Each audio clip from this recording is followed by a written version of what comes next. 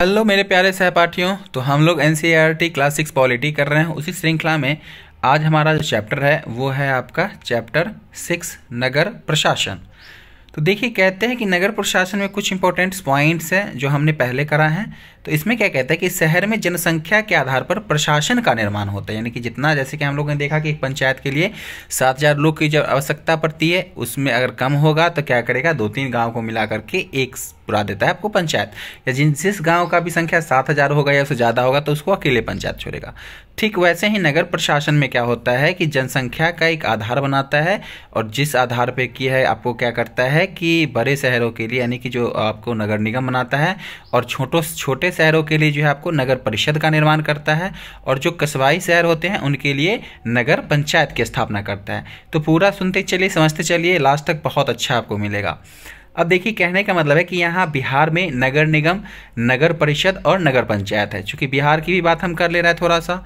नगर परिषद जो होता है आपका मध्यम स्तर के शहरों के लिए होता है, जिनकी संख्या जो होता है आपका 40,000 से 2 लाख के बीच में होता है, वहाँ पे नगर परिषद की स्थापना की जाती है।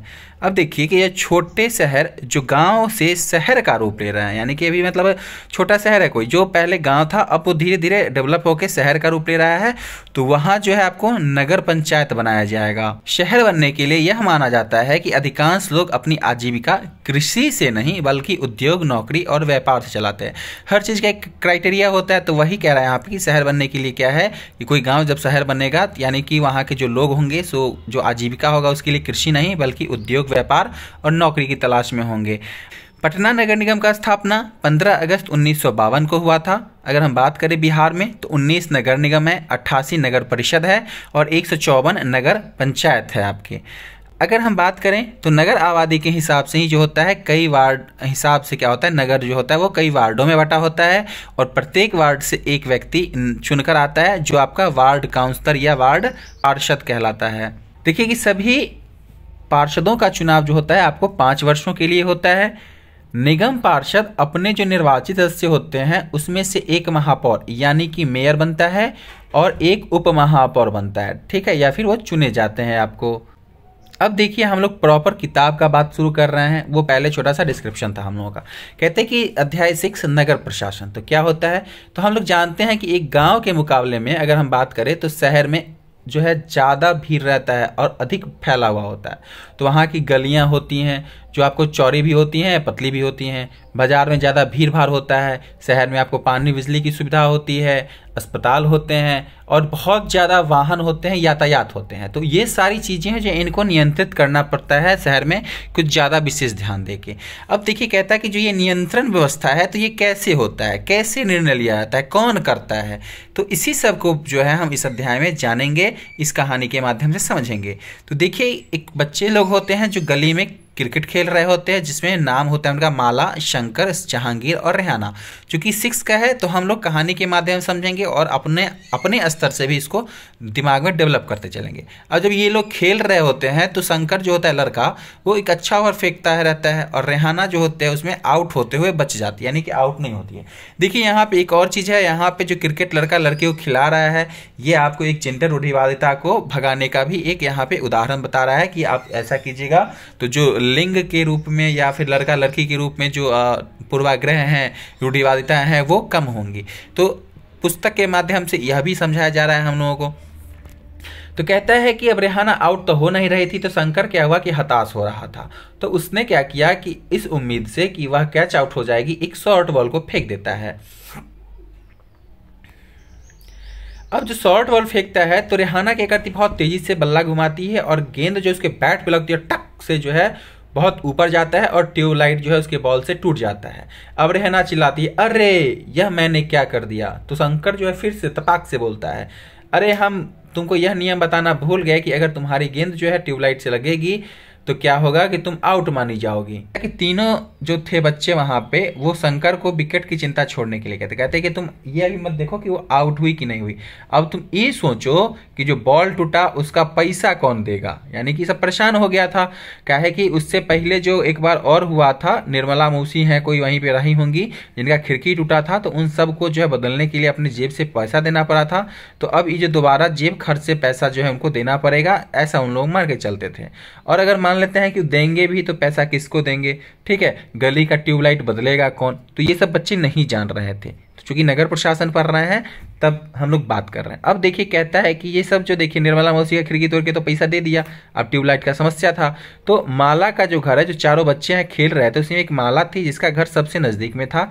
तो जो चारों बच्चा था वो उसके घर भाग के जाता है और उसकी माँ से सब बात मतलब बताता है कि ऐसे ऐसे का बात है। तो सारी बात सुनकर जो उसकी माँ होती है वो कहती क्या है कि उसको ना इस बारे में कुछ पता नहीं है, ठीक है, और ये काम जो है नगर निगम की जिम्मेदारी होती है, ठीक है। तो उन्होंने क्या किया, बस इतना ही उनको पता था, बता दिए। अब वो कहती हैं कि अब यास्मीन खाला जो है उनसे जाके तुम लोग पूछो कि क्योंकि वो जो है नगर निगम से सेवानिवृत्त हुई, यानी कि नगर निगम का जो जॉब है उनको वो कुछ दिन पहले ही त्यागी है, यानी कि वो जो है रिटायर हो गई हैं। आप लोग जाइए उन्हीं से पूछ लीजिए।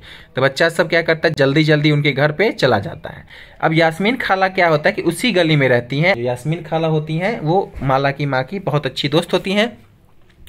चारों दौड़ करके घर उसके खाला के घर पहुंच जाते हैं और वो दरवाज़ा खटखटाते हैं और कहते हैं कि खोलिए, और फिर जो है सारा किस्सा उनको सुनाते हैं। तो उन सब का सवाल सुनकर जो है यास्मीन खाला बड़ा जोर से हंसने लगती हैं और कहती हैं कि कोई एक व्यक्ति नहीं है जिसको तुम पैसा दे सकते हो, यानी कि नगर निगम का जो काम है वो कोई एक ऐसा व्यक्ति नहीं है प्रॉपर जिसको आप पैसा दे दीजिएगा और आपका काम हो जाएगा। कहते हैं कि यह एक बहुत बड़ी संस्था है जिसको नगर निगम कहते हैं। यह क्या, इसका काम क्या क्या है, तो सड़कों पर रोशनी की व्यवस्था, कूड़ा इकट्ठा करने का, पानी की सुविधा उपलब्ध कराने का और सड़कों व बाजारों की सफाई का काम करना जो है इनका काम है।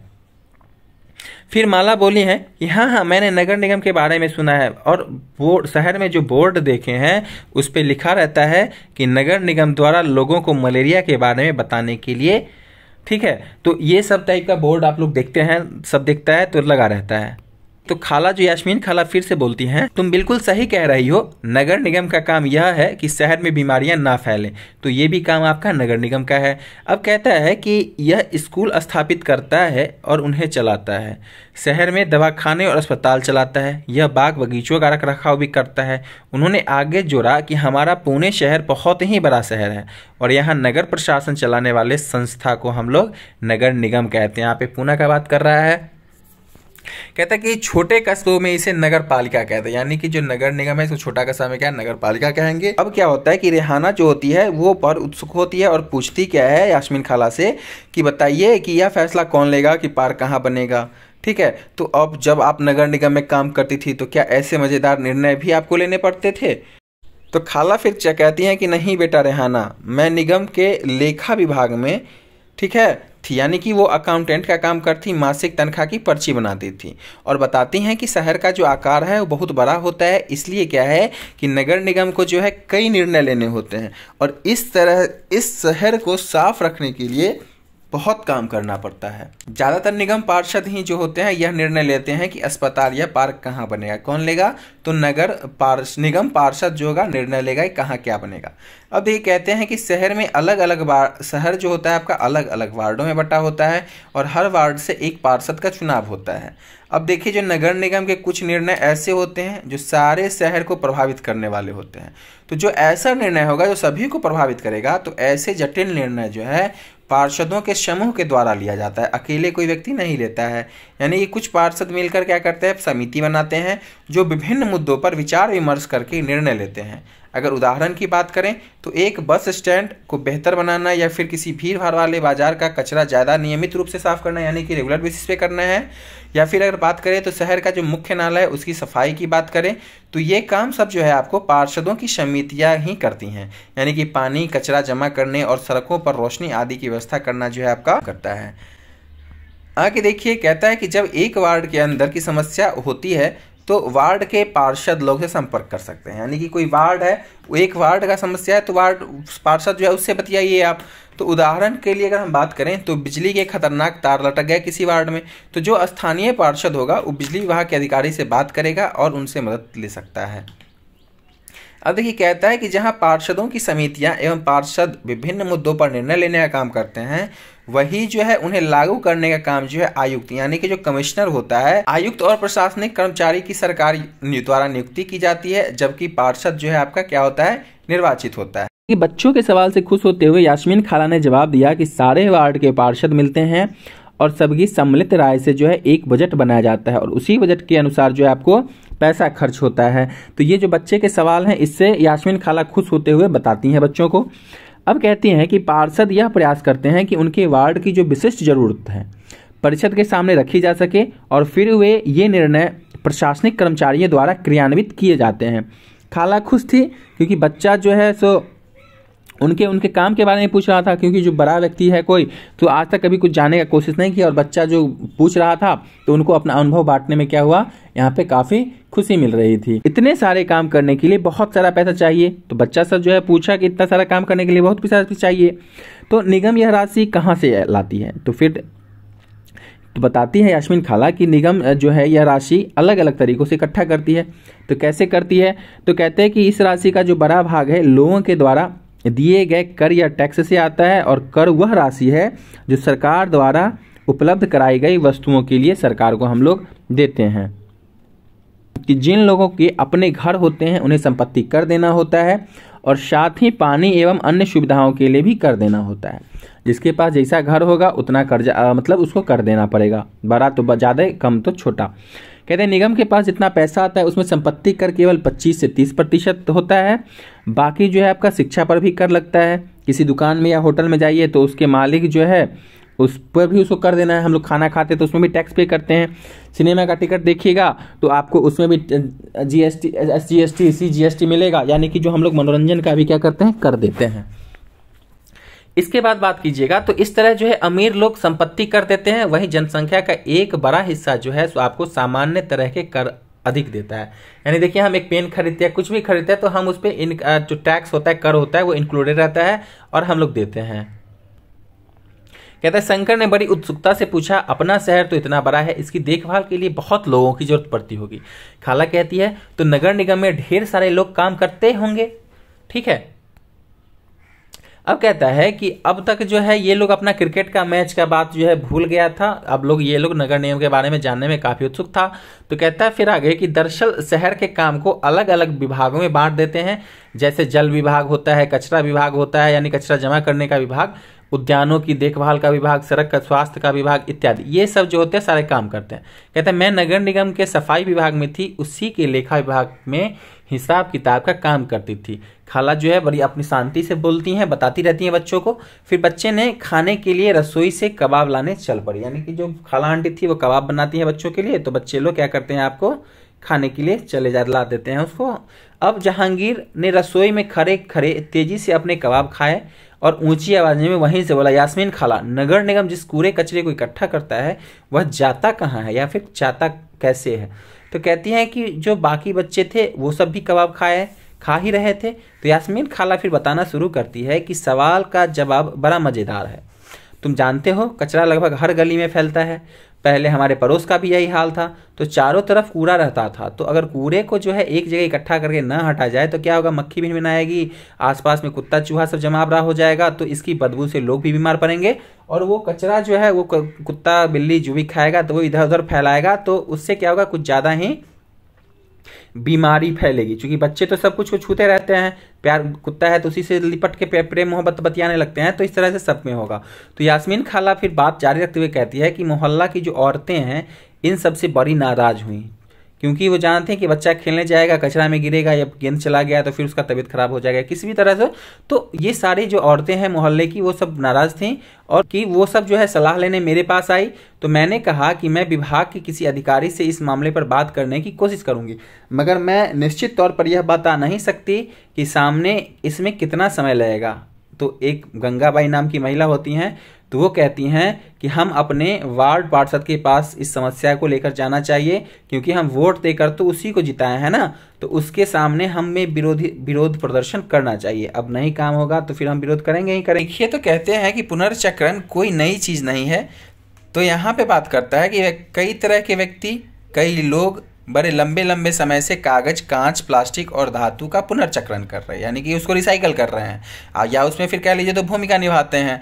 तो अब कहता है क्या है कि घरेलू प्लास्टिक के पुनर्चक्रण में कबाड़ी वाला एक मुख्य भूमिका निभाता है। आता है और ले जाता है, ले जाए कुछ ना कुछ तो करता ही होगा। तो ठीक उसी तरह से मोहल्ले से कचरा उठाने की अर्जी भी जो दिया जाए और यह व्यवस्था किया जाए कि यह काम जो है कचरा का जो है आपका नियमित रूप से हो। तो उन्होंने सुझाव दिया, ठीक है, और जो है कहा क्या कि हम जो है आयुक्त से मिलने जाएंगे और जो है स्थानीय सफाई अभियंता यानी कि जो इंजीनियर है उनके साथ ले जाना हमको अच्छा रहेगा। इससे फ़ायदा होगा कि सफाई अभियंता भी आयुक्त को बता सकेंगे कि हमारी हालत जो है कितनी ख़राब है। तो उस दिन जो है सो आपको क्या हुआ कि अर्जी पर ज़्यादा से ज़्यादा साइन हो जाए, ज़्यादा से ज़्यादा परिवार जो है दस्तखत कर ले। इसके लिए क्या हुआ, वो लोग पूरे दिन चक्कर लगाते रहे और अगली सुबह क्या हुआ कि बहुत बड़ी संख्या में जो है लोग महिलाएं पार्षद और सफाई अभियंता के साथ जो है नगर निगम के दफ्तर चली जाती है। फिर आयुक्त से मिलती है उसके पूरे समूह से। पर जब आयुक्त से मिलती है तो वो जो है बहाना बनाने लगता है, कहता है कि नगर निगम के पास जो है पर्याप्त संख्या में ट्रक उपलब्ध नहीं है, तो किसी तरह का बहाना बनाता है। तो फिर गंगाबाई कहती है कि लेकिन लगता है कि आपके पास अमीर इलाकों से कचरा उठाने के पूरे ट्रक हैं। तो फिर एक जहांगीर होता है, वो झट से कहता है इसने आयुक्त का तो मुंह ही बंद कर दिया। यानी आयुक्त बहाना बना रहा था कि हमारे पास ट्रक नहीं है, लेकिन क्या हुआ कि ये अब बोली कि आपके पास सिर्फ अमीर लोगों का कचरा उठाने का समय है, ट्रक है, हमारे यहाँ से क्या आइएगा। अब कहते हैं कि उसने कहा कि फौरन इंतजाम करने के लिए यास्मीन खाला ने बताया गंगाबाई ने आयुक्त को चेतावनी दी कि अगर 2 दिन के अंदर काम नहीं हुआ तो नगर निगम के सामने बड़ी संख्या में महिलाएं धरना पर बैठ जाएंगी। तो ये सारी बातें हुई। तो अब बात कीजिए तो क्या गलियों की सफाई हो गई? रेहाना ने झट से पूछा, जो कभी चीज़ों को अधूरा नहीं छोड़ती थी। कहा कि उसका आदत था, वो जो भी जानना चाहती थी पूरा जानती थी। तो 2 दिन तक कुछ नहीं हुआ। तो वो तो जब एक बहुत बड़े समूह ने विरोध प्रदर्शन किया, जोरदार नारे लगाए, तब जाकर बात मानी गई। यानी कि वो गंगाबाई कही थी ना कि अगर नहीं कीजिएगा तो हम प्रदर्शन करेंगे, धरना देंगे, तो वही कह रही हैं कि जब वो लोग धरना दिए तब जाके जो है काम हुआ। तो यह तो बिल्कुल बम्बैया सिनेमा की तरह सुखद अंत हुआ। माला ने कहा अपना जो है अपने आप का जो है वो गंगाबाई की भूमिका में देखने का सपना देखने लगी माला।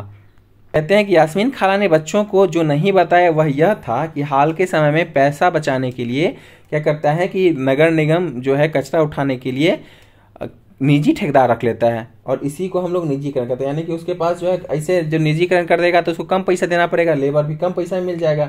ऐसे सरकारी आदमी जो होता है वो क्या होता है, ज़्यादा पैसा उठाता है ना, तो वो निजीकरण करता है कि पैसा बचाने के लिए नगर निगम सब ऐसा काम करता है कि निजी ठेकेदार जिन मजदूरों को कचरा जमा करने और उठाने के काम पर लगाते हैं उन्हें बहुत कम पैसा देते हैं। उन मजदूरों की नौकरी अस्थायी होती है। कचरा उठाने का काम काफ़ी खतरनाक भी होता है। अक्सर उनके पास अपनी सुरक्षा के साधन नहीं होते। अगर काम करते हुए वे घायल हो जाएं तो उनकी देखभाल करने वाला भी कोई नहीं होगा। बच्चे को गंगाबाई की कहानी सुनकर बड़ा मजा आया। उसने इसका जो है आभास तो था कि मोहल्ले में गंगाबाई की खासी इज्जत थी और लोग जो है उनको बहुत मानते थे, मगर उसके पीछे का बच्चे जो है कारण नहीं जानते थे। लेकिन अब उन लोगों ने समझ लिया कि कूड़ेदान जो है कहाँ से आया। अब देखिए कहता है कि जब हम अपने कचरे की छटाई कर देते हैं तो निगम वालों का काम थोड़ा आसान हो जाता है। यानी बच्चों ने खाला का शुक्रिया अदा किया और फिर जाने के लिए उठ खड़े हुए। जाते जाते रेहाना ने कहा कि खाला बस एक आखिरी सवाल और है कि घर पर अभी जो 2 कूड़ेदान है वो भी क्या गंगाबाई का सुझाव था? तो खाला हंसने लगी और बोलती क्या है कि अरे नहीं नहीं, यह तो नगर निगम ने ही सुझाव दिया है कि हम खाने पीने के बाद गलने वाली चीज़ों को एक कूड़ेदान में डालेंगे और प्लास्टिक कांच जैसी न गलने वाली चीज़ों को एक कूड़ेदान में। अब बच्चा सब जो है इतना सारा सवाल जवाब कर लिया और खाला भी को फिर से शुक्रिया अदा किया और टहलते हुए गली की तरफ चल पड़े। बहुत देर हो चुकी थी, अब उन्हें जल्दी से जल्दी घर पहुंचना था। आज हमेशा के मुकाबले गली में अंधेरा थोड़ा ज़्यादा था। उन्होंने ऊपर देखा, फिर मुस्कुराया और मुस्कुराते हुए एक दूसरे को देखा और वापस अपने अपने घर की तरफ चल पड़े। चूँकि हेड जो लाइट है वो तो तोड़ा वही सब था। अब देखिए एक छोटा सा पॉइंट है कि 1994 में सूरत शहर में भयंकर प्लेग फैला था। सूरत भारत के सबसे गंदे शहरों में से एक था। लोगों के घरों और होटलों का जो है कूड़ा कचरा पास की नाली या सड़क पर ही फेंक देते थे। अब देखिए कि सफाई कर्मचारियों को कूड़ा कचरा उठाने तथा उसे ठिकाना लगाने में काफ़ी मुश्किल होती थी। ऊपर से जो नगर निगम था अपना काम भी नियमित रूप से नहीं कर रहा था, जिससे स्थिति जो है धीरे धीरे और बदतर होती चली गई।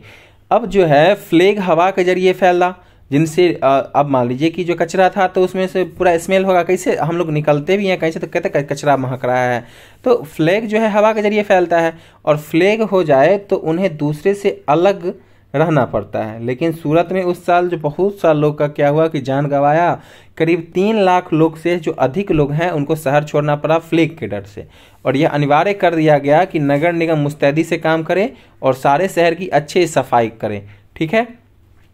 और आज की तारीख में अगर बात करें तो चंडीगढ़ के बाद भारत के सबसे साफ शहरों में सूरत जो है आपका दूसरे स्थान पे है। यानी कि इतना कचरा था 1994 में कि इतना सारा लोग मरा, इतना सारा लोग घायल हुआ, लेकिन उसके बाद नगर निगम का काम अच्छा हुआ और क्या हुआ कि वो आपको चंडीगढ़ पहला स्थान पे और दूसरे स्थान पे आप सूरत है। तो इस क्रम से हमारा अध्याय 6 पूरा खत्म होता है। नगर प्रशासन हम लोग नगर निगम के बारे में देख लिए, थोड़ा सा बिहार के बारे में भी जान लिए। आशा और उम्मीद है आप लोगों का यह अध्याय अच्छा लगा होगा। फिर मिलते हैं कल अगले वीडियो में एक नए चैप्टर के साथ। तब तक के लिए बाय बाय।